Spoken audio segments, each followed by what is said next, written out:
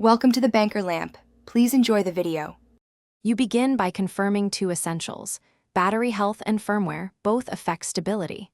Once done, open the companion app and pair via Bluetooth. Make sure to grant location and Bluetooth permissions so the device can communicate. Next, place the Fenrir Gadget on a flat surface and press the power button for 3 seconds to enter pairing mode. This triggers the LED pattern. Once you see steady blue, proceed to the next configuration steps. Do not skip the permission checks. Now you configure and calibrate. Follow the app's guided routine that asks you to rotate the gadget through 3 axes. This aligns sensors. After calibration, set sensitivity to low, medium, or high depending on your use case. Sensitivity changes responsiveness, so test with a short action to validate. Then create and save a profile, assigning shortcut gestures or button mappings that match your workflow. Once mapped, perform a quick run-through of all shortcuts to confirm accuracy before moving to final checks.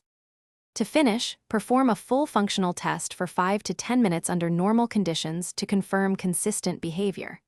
Once satisfied, apply any firmware updates and back up your settings within the app so you can restore them later.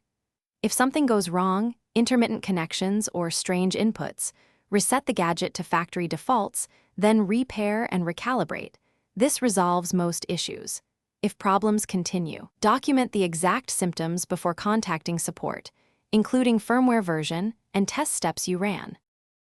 Thanks for watching. If this was helpful, leave a like and consider subscribing. See you next time.